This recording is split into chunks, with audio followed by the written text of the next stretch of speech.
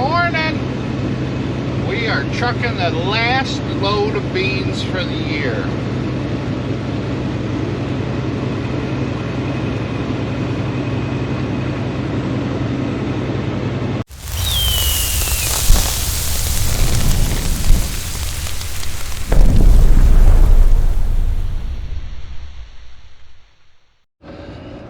All right, I got back from hauling in the very last load of the year, and I was on the phone for a while.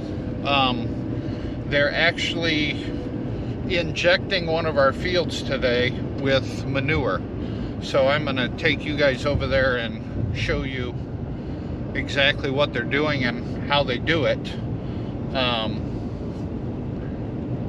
They did it last year for us, and I put it on the YouTube video, but I didn't actually get them filling the tanker or nothing like that from the semi.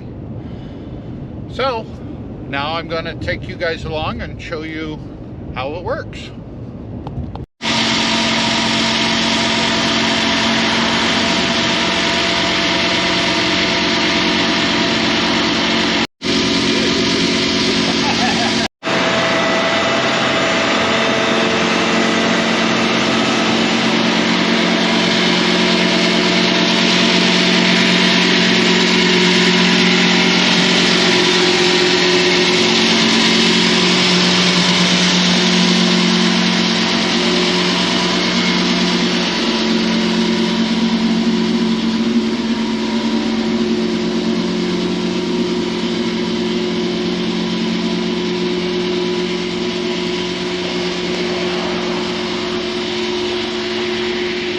That's a heck of a rig right there. When this thing's fully loaded, it weighs 155,000 pounds. And he turns the pumps on, lowers those down into the ground, and it injects the manure right into the ground. And right now he's loading it, and there's absolutely no smell at all. All right, they got the tanker all loaded. They're going back to the back part of this field. I'm going to follow them back there so you guys can see it lower down into the ground and inject. He said they're putting on right around 12,000 gallons per acre. We had company came out and soil sampled our ground, and with those soil samples they determine how much of that manure needs to be or allowed to be injected into the fields per the DEQ. So this is what the field looks like after he's already went through. He's basically plowing our fields for us for free and injecting fertilizer in it for us.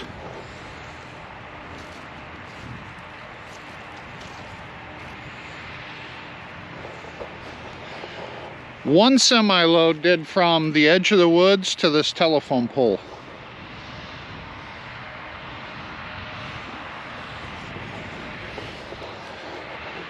So at 12,000 gallons and I don't know, maybe 18 feet wide at a top crack. I don't know if that's 18 feet. Could be, might be just 15 feet, who knows.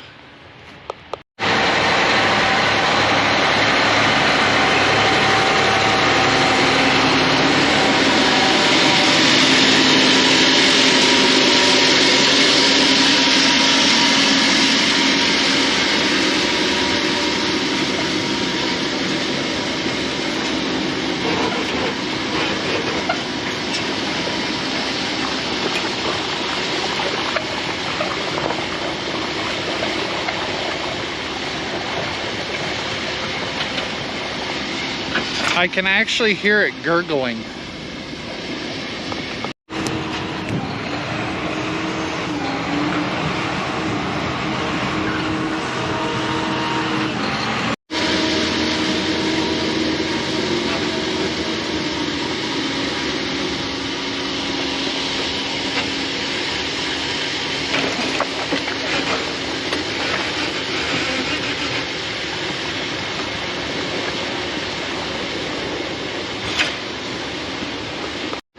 And just so you can kind of see what it looks like, he's got a little dribble here.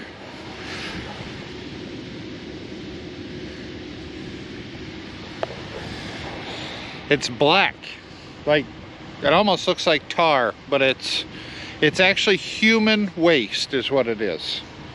It's human manure. So everybody that lives in the city that's on city sewer system, when you flush your toilet, it goes into waste management plants and it gets processed and like chopped up and incinerated and everything else, and it basically turns into that. And then they need a place to get rid of it. So they hire this company to pump it out of their treatment plants, and then this company comes in and spreads it in farmers' fields. Actually injects it into farmers' fields. They are injecting that about, I don't know, 8 to 10 inches down. We will see the benefits from this in the springtime.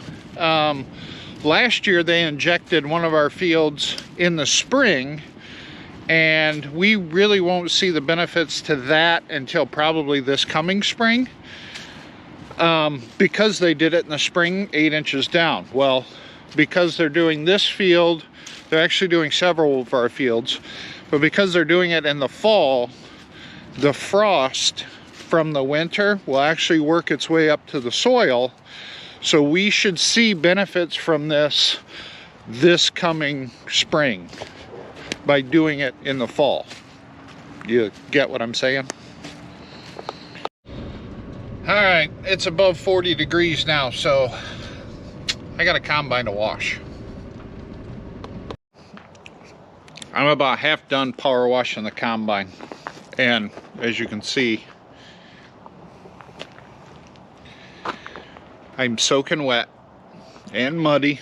I got something in my throat. So what we do is we blow it off with the leaf blower, get all the dry stuff off there. Everything that gets blown off will blow off.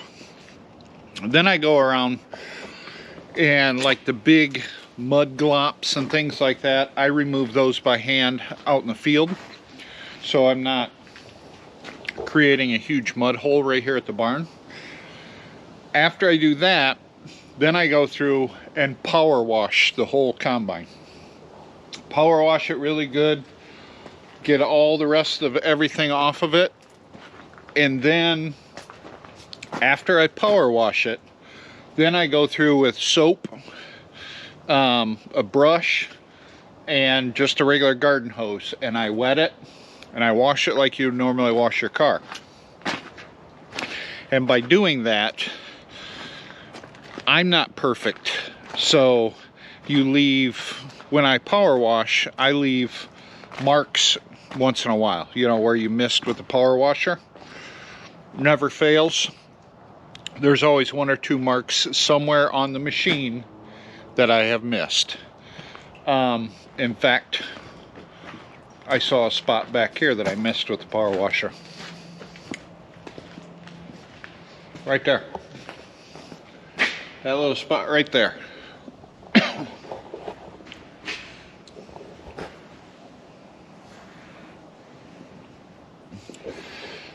So, by going through with the brush and soapy water, I clean every one of those pieces, spots that I've missed.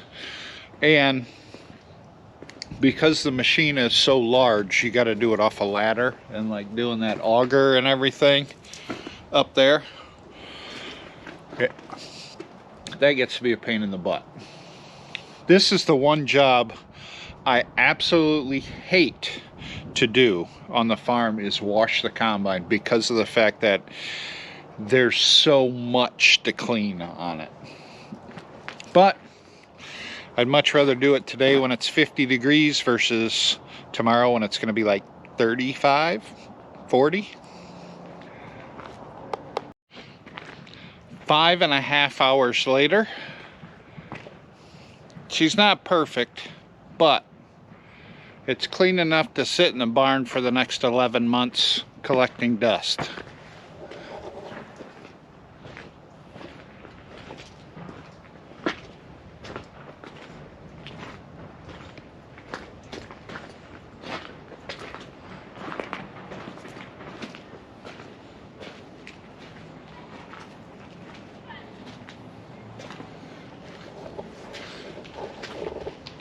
I'll take it.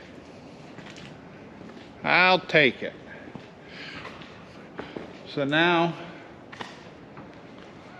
I got to put the guards back on it and then move it over in the barnyard, because in the next few days I'm going to start packing the barn for winter, and kind of go from there. Tomorrow morning I'm going to do some plowing, and hopefully I want to try and get the plowing knocked out in the next few days. That way I can get that tractor back here and get it washed, and then I can pack the barn for winter. Alright guys, I think I'm going to end the video here. I'm going to put those guards on, move that out of the way, and then I think I'm going to go home and relax. So thanks for watching. We'll talk to you the next one.